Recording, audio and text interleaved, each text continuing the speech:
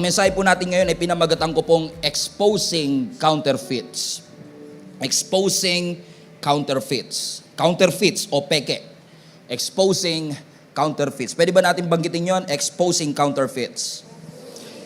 Ang goal po ng message natin ngayong araw na ito, mga kapatid, ay i-expose ang lahat ng pandaraya ng kaaway sa ating buhay. Si Satanas po ang ama ng kasinungalingan. He is the father of lies. He is a fraud. Kung meron mang bagay na magaling si Satan, magaling siyang mandaya at magsinungaling. In fact, isa sa pinaka-effective na weapon at arsenal ng kaaway sa atin, deception o pandaraya. Dito kasi sa mundo natin, if you have been living in this world long enough, nakita nyo na siguro, hindi lahat ng bagay totoo. May mga original, may mga copycat, may mga authentic, may mga wannabes, may mga orig, may hindi orig, may genuine, may pseudo. May fake, may original. May mga nagpe-pretend na kakampi mo, nagpe-pretend na kaibigan mo. May mga taong nagpapanggap na ipinadala daw ng Panginoon. It looks good, it sounds good. But just because it sounds good, it doesn't mean that it is sound and it is good. Kailangan natin maging maingat. Kailangan natin maging vigilant kasi naniniwala tayo mga kapatid na may mga bagay na maganda sa ating pananaw pero hindi ipinadala ng ating Panginoon. Alam niyo po kung bakit kasi si Satan, dahil wala naman siyang kakayanang mag-create. Lahat tuloy ng create ng Diyos, ginagawa niya ng counterfeit. Ginagawa niya ng peke. Ginagawa niya ng imitation. Whatever God does, Satan always counterfeits. Consistent po yan sa Scripture. Mula Genesis hanggang Revelation, makikita po ninyo that Satan is mimicking whatever God is doing. At mapapansin niyo mga kapatid, basta mahal, pinepeke. Yung 100,000 na Louis Vuitton, mabibili mo ng 100 pesos sa, alam nyo kung saan. Hindi ko na kailangan sabihin. We all know kung saan natin mabibili ito. Hindi naman nagkulang ang Panginoon sapagkat ang ating Panginoong Hesus ay nagbabalari naman sa atin sa Matthew 24. Ang sabi niya, sa mga huling araw, maglalabasan ang mga false Christ, mga peking Kristo, mga peking propeta, mga counterfeit gods, mga pseudo-God kung tawagin, mga fake and wannabes. And unfortunately, hindi lang religion, hindi lang Diyos ang pinipeke, pati mga kaibigan, peke na rin. Mga pastor, peke na rin. May mga counterfeit opportunities, counterfeit na mga posts sa Facebook, mga fake news kung tawagin. Counterfeit relationship, counterfeit genders, counterfeit pronouns, counterfeit rainbows, counterfeit na pagmamahal, counterfeit na worship gestures. Akala mo nag-worship, pero ang totoo, pakitang tao lang pala. Counterfeit na deliverance, counterfeit na mga simbahan, at lahat po ng aking sinabi, nangako sa atin, pero lahat ng ito ay empty promises. Lahat ng ito superficial, hindi katulad ng ino-offer ng Lord na supernatural.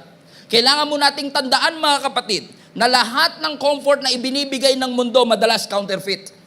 Lahat ng validation na binibigay ng mundo madalas counterfeit. Yung opinion sa TikTok madalas hindi totoo.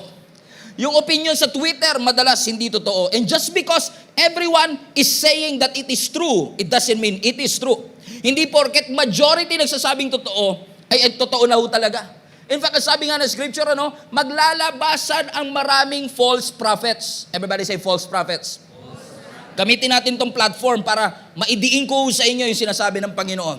Bakit to mga kapatid? Kasi alam ni Lord Dahil siya ay authentic, genuine, totoong Diyos at nag-iisa lang, maglalabasan yung hindi totoong propeta na nagpapanggap na nagsasalita in behalf of the Lord. Alam niyo, pag sinabi yung false prophet, ito yung mga tao na nagpapalaganap ng maling mensahe, ng maling katuruan, na kiniklaim nila na nag-i-speak sila on behalf of our God. They are functioning in their prophetic role, but illegitimately for the purpose of deception. Binalaan tayo dyan ni Prophet Jeremiah. Ang sabi ng Jeremiah chapter 14 verse 14. By the way, si Jeremiah is a true prophet. Ang sabi ni Jeremiah, amen? Then the Lord said to me, everybody read this with me, the prophets are prophesying lies in my name. I have not sent them. I have not appointed them. I have not spoken to them. Read this all together. Highlight this part. They are prophesying to you false visions. divinations, idolatries, and delusions of their own minds. Ang ganda ng babala ni Prophet Jeremiah sa atin. Sinasabi raw ng ating Panginoon, yung mga propeta nagpa-prophesy sa inyo, at that point, ay, mga sinungaling yan. Nagsisinungaling sila gamit ang aking pangalan. Tandaan nyo, hindi ako nagsugo dyan. Hindi ako nag-appoint dyan. Hindi ako ang nagsasalita dyan. Nagpa-prophesy sila using their false vision. Gamit nila yung kanilang sariling isip lamang. Ano na-realize ko nga, no? Oo nga, no? Yung totoong propeta, tsaka hindi totoong propeta, para ma-distinguish mo, alamin mo yung source of information. Doon mo malalaman kung yung propeta totoo tsaka hindi, saan galing yung kanilang sinasabi? Saan galing yung kanilang information? Kasi ang totoong propeta galing sa Diyos, yung fake na prophet galing sa sariling lang nilang kagustuhan. Sabi ulit ni Jeremiah sa Jeremiah 23 verse 16, kasi nakatulala lang kayo sa akin. Sabi ni Prophet Jeremiah, do not listen to what the prophets are prophesying to you. Highlight this part. Read this with me. They fill you with false hopes. They speak visions from their own minds and not from the mouth of God. Wala nang mas lilinaw pa rito, mga kapatid. Binabalaan tayo ng totoong propeta na si Prophet Jeremiah. Pinapasabi ng ating Panginoon, mag-ingat tayo sa mga propetang ating pinapakinggan. Kinasihan pa yan ng Old Testament. Dinugtungan pa ng New Testament. Ang sabi ng Revelations, chapter 2, verse 2, I know all the things that you do. I've seen your hard work and your patient endurance. I know you don't tolerate evil people. Highlight this part. Read this with me. You have examined the claims of those who say they are apostles, but they are not. And you have discovered they are liars. Ano sinasabi ng scripture dito? In-examine nyo lahat ng nagkiklaim na sila'y totoong apostle, kasi may mga fake apostles din. Pero sabi ng scripture, since in-examine ninyo, since tinest ninyo itong nagsasabing tunay na apostle, na-discover nyo kung sino ang sinungaling. Ano kung bakit? Hindi porket pamilyar totoo. May mga familiar pero nagsisinungaling. After all, yung salitang liar, nasa familiar. Amen? So hindi porket familiar, laging totoo. Hindi porket nakasanayan ay laging totoo. We have to be vigilant. Lalo ngayon, no? Marirealize nyo ito. Lahat ng dinadaya, hindi nila alam na dinadaya sila. Kasi kung alam mo dinadaya ka, hindi ka nadadaya. Di ba? Kung alam mong dinadaya ka, hindi ka nadadaya. Pero kaya ka nadadaya kasi hindi mo alam na dinadaya ka. So, kung meron mang magsalita ng ganito, magsalita ng ganyan, at naniwala ka, deceived ka, hindi mo alam. At ang deception, it should be maintained by manipulation. Kaya papasin nyo, sa una, na-deceive ka, nadaya ka, pero kukumbinsihin ka niya na tama ang yung desisyon.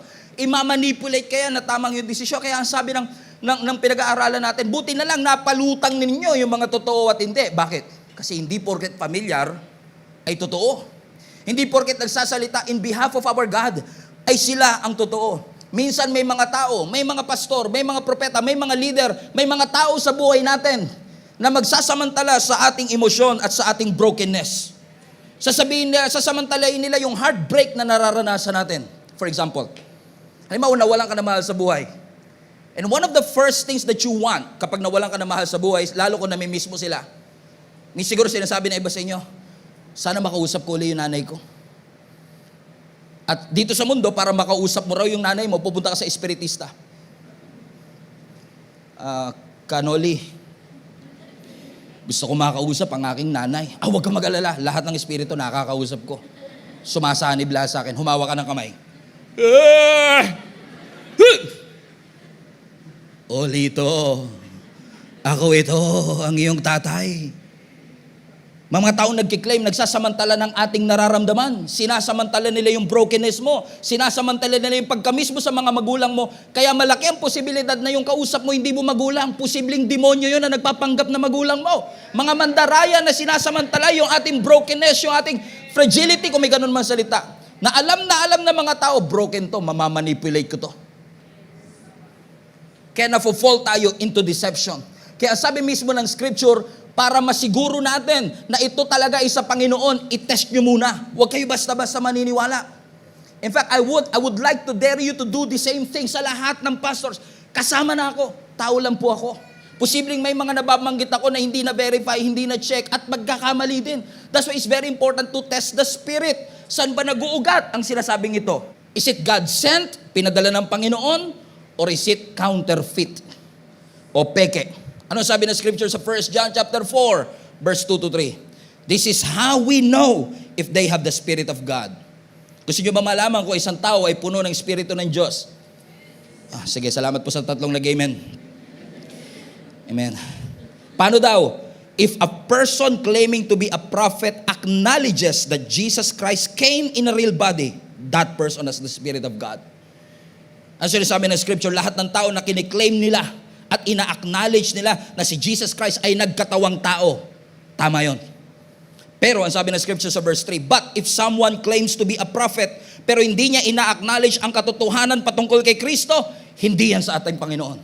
So those people who believe in the deity of our God, na merong isang Diyos na nagkatawang tao at si Jesus yun ang tamang Espiritu. Pero kung hindi sila naniniwala na si Jesus ay Diyos, ang sabi ng Scripture, bulaan ang mga taong ito. In fact, ang sabi ng last part, such person, balik mo nga anak, such a person has the spirit of Antichrist. Ano yung pansinin nyo sa panahon natin? Wala tayong problema sa anti-God. Halos lahat ng tao naniniwala sa Diyos. Ang problema natin, anti-Christ. Hindi sila naniniwala na si Jesus Diyos. Propeta lang daw si Jesus.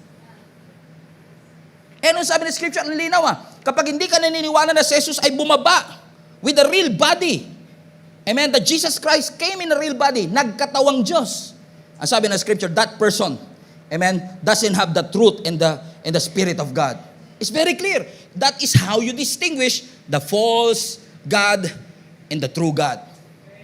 Amen? Yung nga lang minsan, mahirap nating matignan, ma-verify, amen, ang katotohanan versus peke, ang God-sent versus counterfeit, is because of our desire. Kaya nga po mga kapatid, yung unchecked desire, everybody say desire. Hindi lahat ng desire masama. Pero yung unchecked na desire, walang accountability desire, nagiging breeding ground ho yan ng deception. Diyan nangingitlog ang pandaraya. Kasi ang desire pwede hong maging idol. Pwede nating maging Diyos. Amen? Desire yon pag unchecked. Paano mo malalaman kung ang desire mo ay idol mo na? Ganito lang yan Kapag nag-pray ka kay Lord, hindi pinagbigyan, nagalit ka sa Diyos, most likely idol yan. Kasi hindi mo matanggap na hindi binigay ng Panginoon sa'yo. Come on now. Kapag may tinanggal ang Panginoon sa'yo at dahil tinanggal ng Lord John, tinanggal mo na rin yung pag-asa mong mabuhay pa. That is an idol. Kasi ang idol, mga kapatid, is anything that you love more than the Lord. Yan yung mga created things na tinitignan mo na only the Creator can give. Hallelujah. Pasensya na Kakabalik mo lang, pastor, naninermong ka na kagad. Amen? Bakit ano ang idolatry? Ang idolatry, nakatingin ka sa created things na alam mong Creator lang ang makakapagbigay sa iyo. Naalala niyo si Abraham? Nag-desire siya na magkaroon ng anak. 25 years niyang ipinagdasal si Isaac na kanyang naging anak. Alam natin ang story. 100 years old nung manganak si Sarah na kanyang 90 years old yung asawa niya, 100 years old siya. Nakatanggap na siya ng 100,000 sa gobyerno. Dahil 100 years old na siya. Nung ipinanganak si Isaac, 13 years later, 113 na si Abraham. Nagsalita ang Diyos. Ang sabi ng Lord, ialay mo yung iyong anak. Pumunta ka sa Mount Moriah, ialay mo ang iyong anak. Ang mas cruel na term, patayin mo ang anak mo, isacrifice mo para sa akin. No, tignan niyo to, no? 25 years niyang inantay, 13 years old pa lang, pinapaalay na. Kalahati pa lang, ng 25 years old. Lord, ano to? Binigay mo sa akin pansamantala, tapos kukunin mo rin pala uli. Pero ang tanong, gusto ba talaga ng Diyos patayin si Isaac? No, ang sinasabi lang ng Panginoon, you have been praying for that son for 25 years. Ibinigay ko ang desire ng puso mo. Ang tanong nung natanggap mo siya, nasa akin pa rin ba puso mo? Kailangan i-testing Kasi minsan tayo, pag nakakuha na ng blessing, nakakalimutan na yung nagpala. Kaya minsan talaga iaalaw ng Lord na mawala yung bagay na yun para ma-realize mo, hindi na pala si Lord ang Diyos mo. Hindi gustong patayin ng Lord si Isaac. Ang gusto niyang patayin yung idolatry sa puso ni Abraham. Tingin niyo ba talaga ang Diyos natin, kailangan niya ang pera natin? No, gustong patayin ng Lord yung idolatry ng mammon sa ating puso. Gusto ng Lord tanggalin yung ating love for money. After all, ang sabi ng Scripture, the root of all evil is the love. Basahin niyo yung Bible. The love, hindi naman money. Hindi masama ang money. Yung love of money, yung greediness, yung kasakiman, yun yung ugat ng lahat ng kasamaan. Ayaw lang ng Diyos na meron tayong ibang tinitingala maliban sa Kanya. God is a jealous God. And speaking of idolatry, mga kapatid, ito ang reason kung bakit ang Diyos, nung gusto niyang palayain ng mga Israelites mula sa Egypt papunta ng Promised Land, ay nagpadala ang Diyos sa Ehipto ng 10 salot. Marami sa inyo familiar na siguro dito, kasi kapag Holy Week, napapanood naman natin yan sa mga movies. Na nagpadala ang Panginoon ng 10 salot. Ano ang purpose na ito? Kasi itong 10 salot o 10 disaster na ipinadala ng Lord sa Ehipto, ang main objective ay i-convince yung paraon na palayain ang mga Israelites mula sa pagkaalipin ng bondage and oppression. Sino ang kanyang pinadala? Si Moises. Are you still with me? So pinadala si Moises, humarap siya ngayon, pumunta siya ng Malacanang, kausap niya ngayon ang presidente ng Egypt. Ang sabi ni Moises, "Hey, Pharaoh, ang sabi ng Diyos, ang sabi ni Yahweh, let His people go."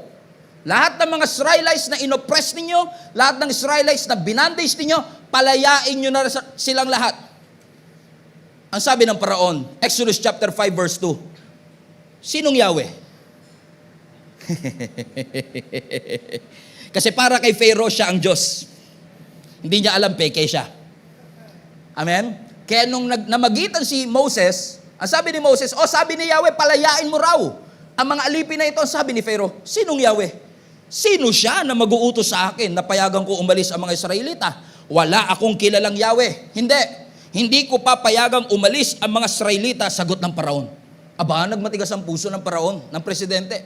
Ayaw niyang i-release ang people of God. Kasi sa palagay niya, wala akong pwedeng pakinggan kundi sarili ko lang. Wala siyang Diyos na tinitingala kundi sarili niya lang. Kung kaya't ang Diyos nagpadala ng 10 salot. Pero bago magpadala ng 10 salot, kinausap ng Lord muli si Moses. Ano sabi ni Lord sa kanya, ganito kapag kaharap mo kay Paraon, kapag nagtanong yung Paraon kung tines ng Paraon kung totoo ka ba talaga na naglilingkod sa totoong Diyos, at sasabihin ng Paraon sa'yo, sige nga, kung talagang totoo yung Diyos mo, mag-perform ka nga ng milagro. Ganito ang gawin mo. Ang sabi ng Exodus chapter 7 verse 10 to 13. Basa muna tayo sa verse 8 rather. The Lord said to Moses and Aaron, when Pharaoh says to you, perform a miracle, then say to Aaron, by the way, si Aaron kapatid ni Moses, then say to Aaron, take your staff. Ano yung staff sa Tagalog? Huminto. Okay? Take your staff. Okay, tungkod. Okay. Take your staff. Yung tungkod na hawak mo, throw it down before Pharaoh. Ibig sabihin, yung hawak mong tungkod, ibato mo sa harap ng paraon and it will become a snake. Now, kung yung tungkod magiging, halimbawa ako ngayon may hawak na tungkod, nilagay ko rito naging ahas, ay sigurado, nasa TV patrol ako. Right? Amen. Malamang marami sa inyo maniniwala. Sino sa inyo maniniwala, totoo talaga yung Diyos ni Pastor Stephen? Biruin mo yung tungkod, naging ahas na tama. Iba sa inyo, nagpapakipot pa. Kayo nga, makakita lang ng Mama Mary sa cheese bread. Hala, nagpakita si Mama Mary. Pinipilahan nyo. Makita nyo lang sa puno, may aparisyon na kagad. Amen? So sabi ng scripture, kaya kapag yung tungkod naging ahas, totoo na ba yan? Palagay ninyo? Kapag yung tungkod naging ahas, ay malaking malaking testimony. So anong ginawa nila? Verse 10. So Moses and Aaron went to Pharaoh and did just as the Lord commanded. Binato ni Aaron yung staff down in front of Pharaoh and his officials and it became a snake. Tingnan nyo, no? Napaka-solid ng ebidensya. Kitang-kitang ebidensya. Yung tungkod naging ahas. Kung tayo yan, ay nako, maniniwala na ako dyan. Yan talaga. After all, si Lord naman talaga ang tunay na Diyos. Pero nung nakita ng paraon, hindi siya basta-basta naniwala. Ang sabi ng scripture sa verse 11, ituloy natin. Ipinatawag ng paraon yung matatalinong tao at yung mga salamangkero. Ano English ng salamangkero? Magician. So pinatawag ni Pharaoh yung kanyang Egyptian magician.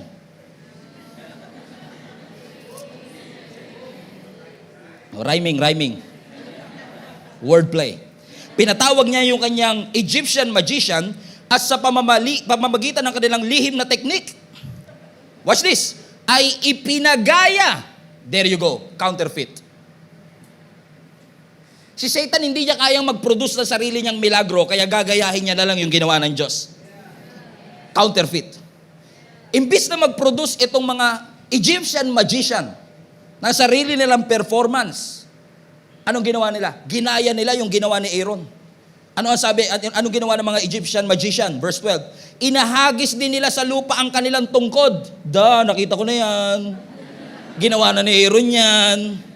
At naging ahas din. Watch this. Ngunit ang mga ito'y nilulun ng tungkod ni Aaron. So, may dalawang ahas ngayon. Ahas ni Aaron at ahas ng Egyptian magician. Nung nakita ng ahas ni Aaron, yung ahas ng Egyptian magician, kinain ng ahas niya. Yung ahas ng Egypt. Alam niyo kung bakit? Kasi mas matindi lagi ang original. Mas better lagi ang original kaysa sa counterfeit. Most of the time, mas okay ang original. After all, walang pwedeng makatram sa kapangyarihan ng tunay na Diyos na meron tayo. Ano ginawa? Ipinahiya. Kinain mismo. Nilulun ng ahas yung ahas na ginawa ng mga Egyptian magician. Verse 13. Pero, nagmatigas pa rin ang paraon. Hindi pa rin siya nakinig kila Moses at Aaron at gaya ng sinabi ni Yahweh. Saklap, no? Minsan may nagsasabi sa akin, alam mo, Pastor, kung si Lord magpapakita lang sa kwarto ko, maniniwala ako sa Kanya. Tingin mo ba talaga pag nagpakita si Lord sa kwarto mo, makakahinga ka pa?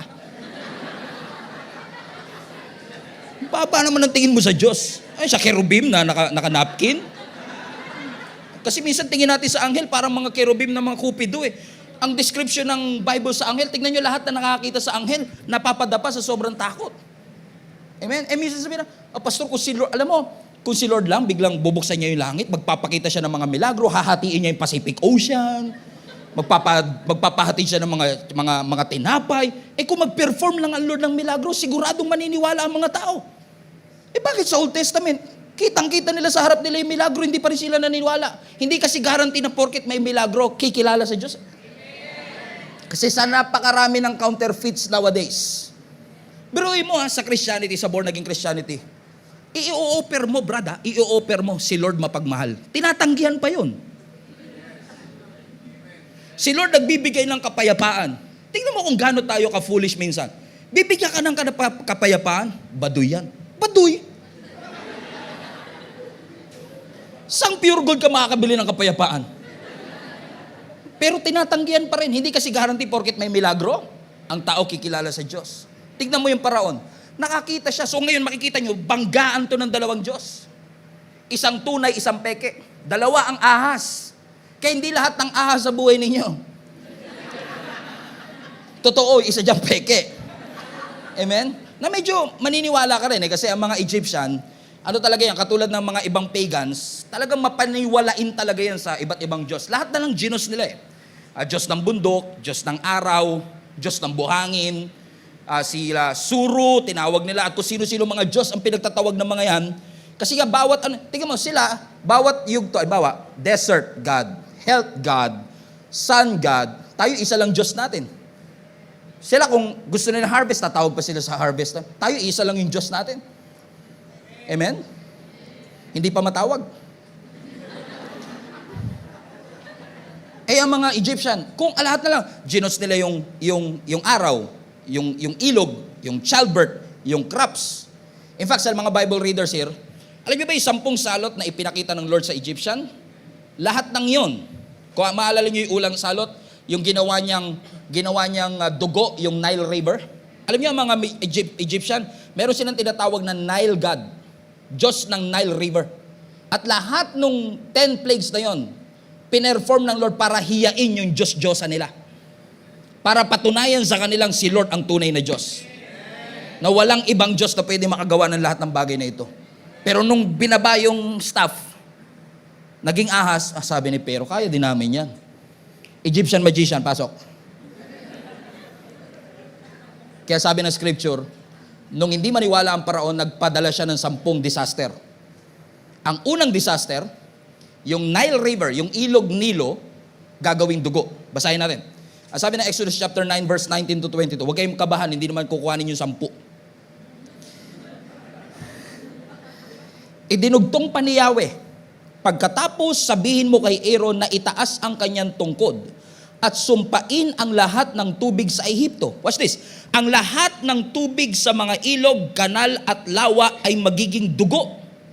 Pati yung nasa batya, pati yung nasa tapayan. Alam niyo yung tapayan? Lagayan ng tubig. Yung nasa batya, yun yung ipunan natin ng tubig. Ang sabi ng scripture, okay ganito no, Aaron, itaas mo ang tungkod mo, lahat ng tubig sa Egypt magiging dugo. Now, hindi natin alam kung anong blood type niyan. Kasi kung sa Pilipinas nangyari yan, uy, may dugo. Donate natin sa Red Cross to, Brad. Di ba? Kung tayo yun. Anong type to? Type A, type B, type O, A, OA. Type OA. Sa asawa ko yata to, OA. Amen? So, lahat ng tubig... Nay, okay ka pa, Nay? Lahat ng tubig magiging dugo. Verse 20. Ginawa ni na Moses at Aaron ang inutos sa kanila ni Yahweh. Sa harapan ng paraon at sa tauhan nito ay hinampas ni Aaron sa tubig ang kanyang tungkod at naging dugo nga ang tubig. Verse 21. Namatay yung mga isda, bumaho yung ilog, kaya hindi mainom ng mga Ehipsyo ang tubig nito. Naging dugo rin lahat ng tubig sa buong Ehipto. Verse 22. Ngunit nagaya rin ito ng mga salamangkero. Ito talaga mga Egyptian magician na ito. Nagaya nila sa pamamagitan ng kanilang lihim na karunungan. By the way, yung Hebrew word ng lihim na karunungan is black magic. Gamit ang kapangyarihan ng dyablo. Nagaya nila. Kaya lalong nagmatigas ang paraon at ayaw pa rin niya. Ayaw pa rin niyang pakinggan si Moses and Aaron. Tignan nyo no, kitang-kita mo na. Yung Nile River naging dugo, pero ano ginawa ng paraon? Kaya rin namin yan. Alam niyo yung susunod? Salot ng palaka. Nagpadala ang Diyos ng maraming palaka sa lahat ng sulok ng Ehipto. Nakakadiri pag tinignan mo. Lahat ng sulok ng Ehipsyo, sa kwarto nila, sa kama nila, sa kusina nila. At kung katulad kayo ni Jenny na asawa ko na nandidiri sa palaka, ayaw niyo yun. Amen ba mga kapatid? Amen? Pero napansin niyo ba pagka dito sa Pilipinas yung palaka nating kokak? Pag sa ibang bansa, iba na rin sila eh. Rivet. Pag napunta sila na ibang bansa, nagbabago din yung language sila eh. Kausap ko yung pamangkin ko nung nakaraan sa Canada, sabi ko, uyo, frago, kokak. No, tito, that's rivet. Iba pala lingwahe ng mga ano dito, mga palaka dito ah. Amen? So yung palaka, biruin mo no, napuno sila ng lahat ng palaka. Pero again, once again, ang sabi ng scripture, nagaya ng mga salamangkero ang palakang ito. Tingnan nyo ito no, 2 ahas, 2 dugo, 2 palaka. Paano mo madidistinguish kung sino talaga ang tunay na Diyos? Gayong namimik ng kaaway, yung ginagawa ng Diyos. That's why mga kapatid, una, pinapahamak tayo ng desire natin, pero ang solusyon dito, discernment. Kailangan natin magkaroon ng discernment. Alam niyo ang ibig sabihin ng discernment? Discernment is our ability to see the thing behind the thing. It is our ability to see what is behind the scene. Yung discernment natin na magbibigay sa atin ng abilidad para makapagdesisyon ng tama. Ano bang ahas ang sa Diyos? Ano bang palaka dito? Ano bang milagro dito ang sa Diyos? Hindi lahat ng palaka sa buhay mo ay para sa iyo. Hindi lahat ng ahas, hindi lahat ng dugo na ito ay suitable para sa iyo. Kailangan natin maging maingat at manalangin sa Panginoon, Lord, ano sa mga opportunity na ito ang para sa iyo? Kasi you could be rich in anointing but poor in discernment. Punong-puno ka ng anointing ng Diyos pero hirap na hirap kang ma-discern. Itong opportunity bang meron sa harap ko? God sent? Pinadala ng Diyos? O ito ay counterfeit? Yung relasyon ba sa aking buhay ay God sent? O itong relasyon na ito ay counterfeit? Kaya lagi ko sinasabi sa mga single, huwag nyo ilo-lower ang standards nyo just because of your biological clock. Kasi kung sino man yung para sa'yo, ihahanda ng Diyos sa iyan. At kung sino man ang para sa iyo na nilaan ng Diyos, critical yan sa purpose mo. Ano ang sabi ng scripture nung si Adan ay nag-i-exist? Wala pa si Eva. Ano sabi ng Lord? It's not good for a man to be alone. I will make a suitable, everybody say suitable. Napansin nyo, hindi sinabi ng Lord, I will make a compatible partner.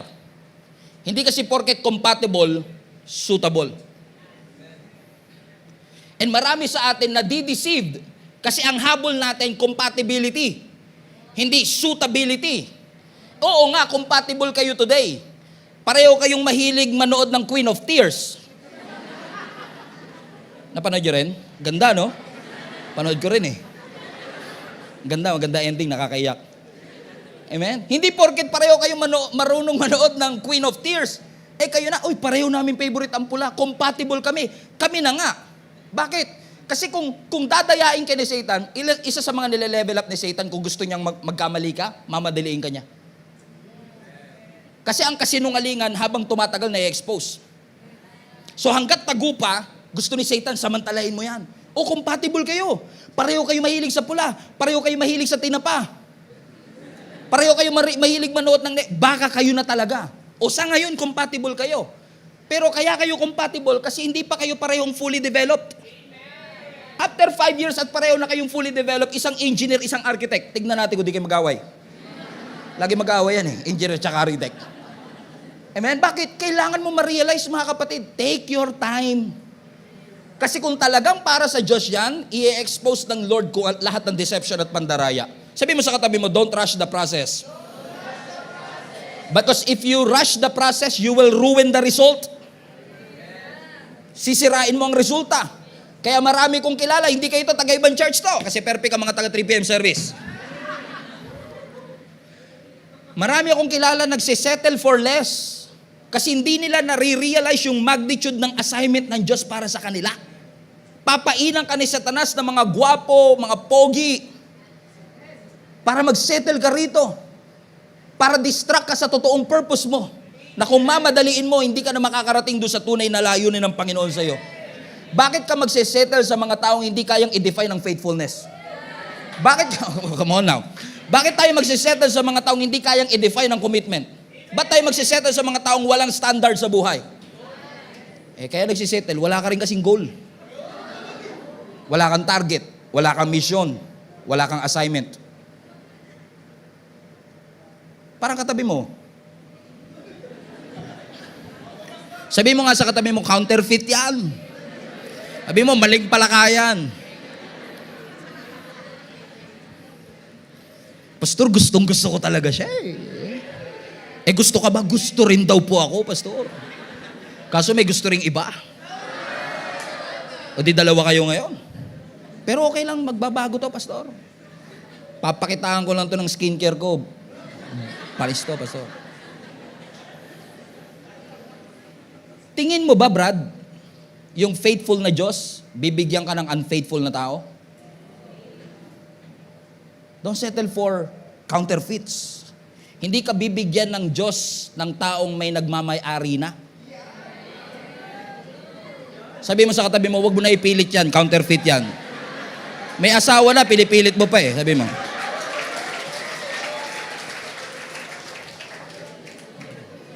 May marshal tayo, no? Marshal, security. Don't settle for counterfeits. Tingnan nyo, lahat ng peke mabababalyo. Lahat ng ino-offer ni Satan, walang laman yan. Empty promises lang. Tatandaan nyo to, lahat ng idol natin, lahat ng idolatry, it will break your heart. Sa ngayon, masaya ka pa, pero ibibreak niya ng puso mo. Amen? At hindi porkit masaya tayo, ibig sabihin nasa tama at kalooban tayo ng Panginoon. Tatandaan nyo to, ha? Ang counterfeit, mahilig magtago. Kung God sent, hindi mo dapat itago. Kung God sent, hindi ka tinatago. Pagka nakatago pa naman, hindi kayo to, ha? Perfect kayo, ha? Huwag kayo ma-offend, ha? Hindi kayo to. Pag nakatago pa naman, tapos pinayuhan mo, o kaya sinabihan mo, alam niyo yung counterfeit, irritable yan sa accountability. Yung counterfeit, irritable yan sa mga nag-a-advise, sa good counsel. Kaya usually na mga counterfeit, tinatago nila. Wala naman po kaming ginagawang masama, Pastor. Ano mo naman masama sa ginagawa namin? Matagal naman na po kami. Sabi ko, take your time. Allow the time to reveal the true intention. Alam niyo kung bakit? Because over time, yung counterfeit, it will be exposed. Kung talagang God sent yan, if it is God sent, He will pray for you, not play with you. Amen? Kung talagang dinala ng Panginoon yan. Agree ba kayo mga kapatid? Amen? Everybody say counterfeit. Pastor, yung ex ko, 5 years na kami break, biglang nag-text.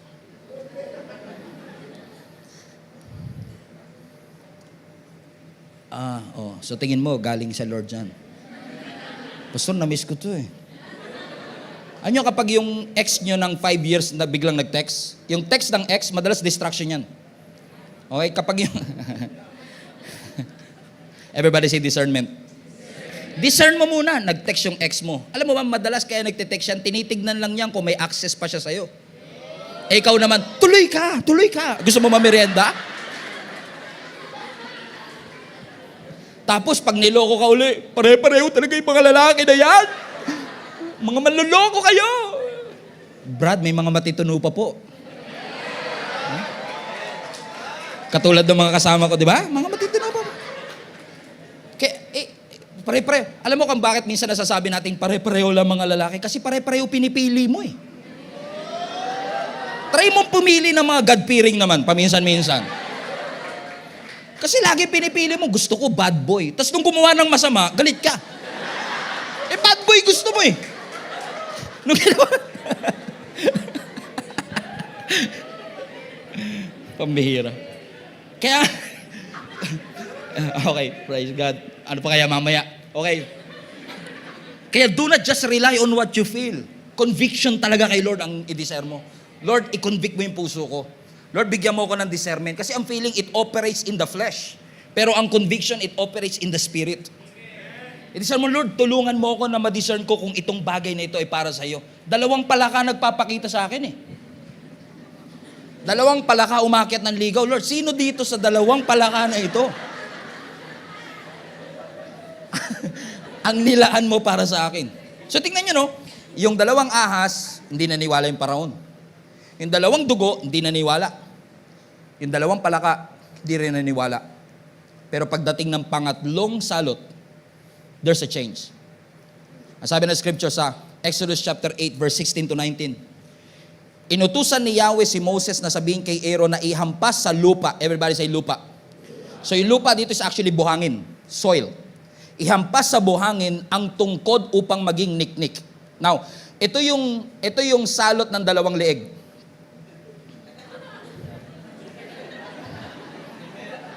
Okay. Salot ng 2 leeg. Okay. Nag-guess nyo na po? Huwag nyo po pagsasabi ha. Huwag nyo kukwento sa iba ha. Para mamaya mga alas 12 na, yung pala yun. Ito yung salot ng 2 leeg ha. Okay. Niknik.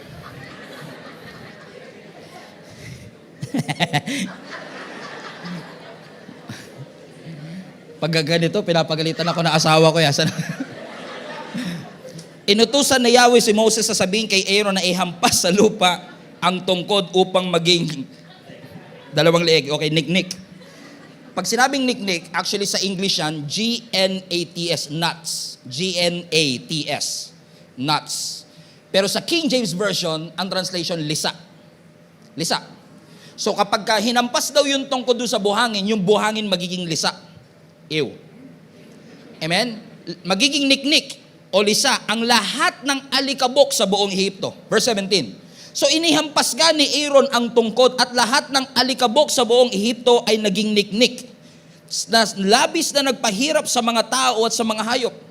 Pinilit ng mga magician na mapalitaw rin ang lisa sa pamamagitan ng lihim nilang karunungan, ngunit hindi nila ito nagawa.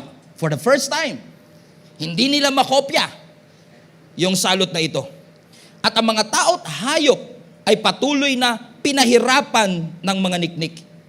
Verse 19, dahil hindi makopya ng mga magician, dahil dito'y sinabi ng mga salamangkero sa paraon, everybody read, Diyos na ang may gawa nito. Finally, tumiklop yung magician. Sabi nila, hindi na ho namin kaya yan, boss. Mukhang Diyos na talaga ang gumawa niyan. Parang si Lord na talaga kasi buhangin naging lisa.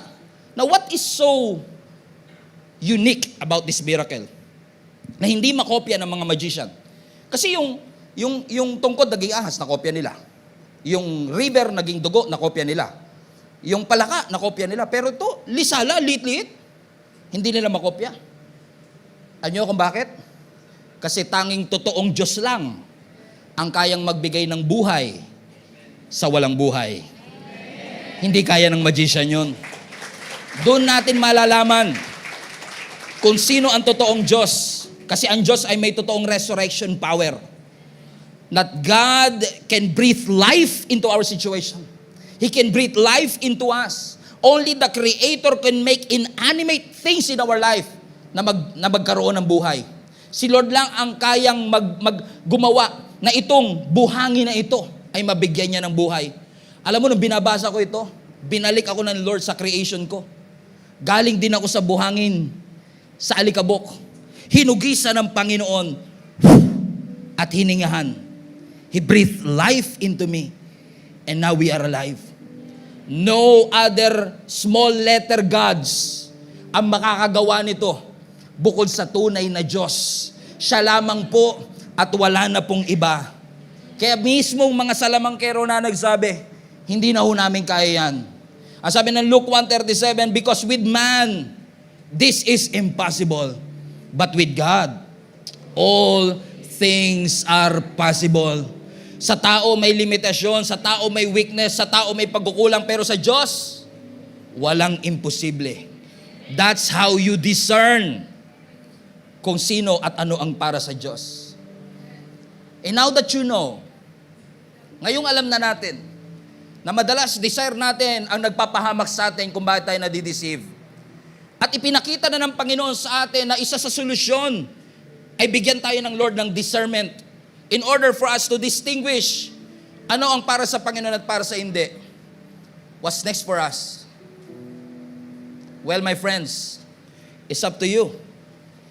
It's your decision right now. Because your ability or the quality of your life is dependent on the quality of your decisions. The quality of your life is dependent on the quality of your discernment. Kaya challenge ko kayo today.